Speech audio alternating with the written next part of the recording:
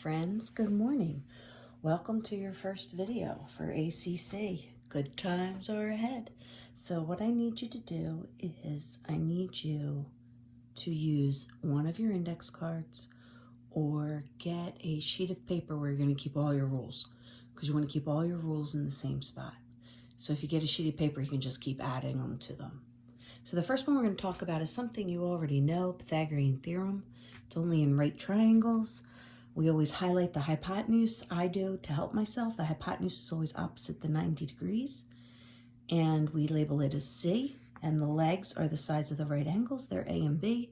So the Pythagorean theorem rule is leg squared plus leg squared equals hypotenuse squared, or A squared plus B squared equals C squared.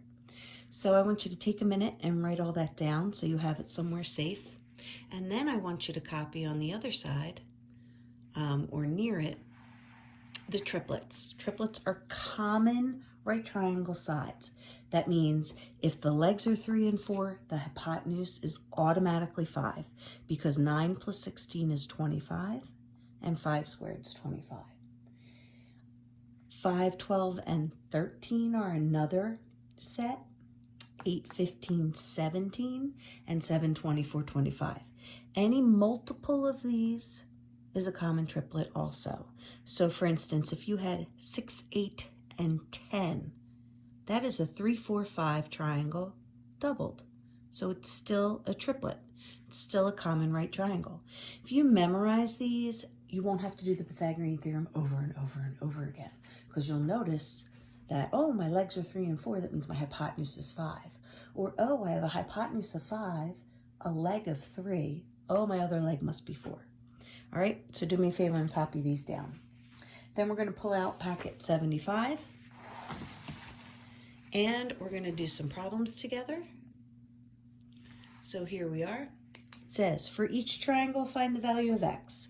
It's a right triangle. I'm going to use the Pythagorean theorem. Here is my hypotenuse. My legs are 3 and 4. I'm going to do 3 squared plus 4 squared equals my x squared. So that's 9 plus 16 is x squared. 25 is x squared, taking the square root of both sides. X is 5. Again, 3, 4, 5, triplet right there. The other thing to notice is x could be plus or minus 5, but we are only going to use the positives because we're talking about the length of a segment. What's the hypotenuse in the second one?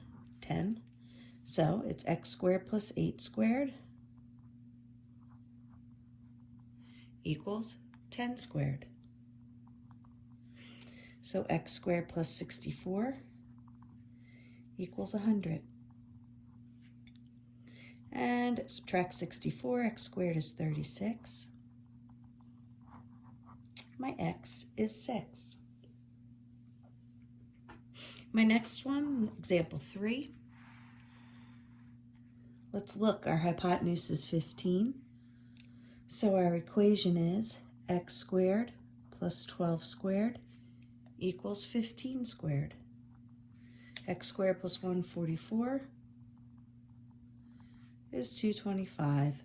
Subtract x squared is 81. That took me a second. X is 9. This is a 3, 4, 5 multiplied by 3. All right, so is it a right triangle? How do I tell? Well, in order to tell, what do you use? You use, well, if it satisfies, is it a right triangle? It is, if it satisfies the Pythagorean theorem, right? So let's see, does it satisfy the Pythagorean theorem? Well, the largest side is 5, so that would be your hypotenuse. So let's see, what is 5 squared? 5 squared is 25. Let's compare it to 3 squared plus 4 squared. 9 plus 16. What do you notice? That is also 25. So when I look down here, comparing the hypotenuse to the legs, sorry, this is shaking. It's equal. So is it a right triangle? Yes, because it satisfies the Pythagorean theorem. Same here. Let's look. 8 is the largest side. Oh my God, it's really shaking. I'm sorry. 8 squared compared to 6 squared plus 2 squared. 64, 36 and 4. 64 compared to 40. It's greater than it. So it is not a right triangle. And that brings us into our second video for converse. So I'll see you then.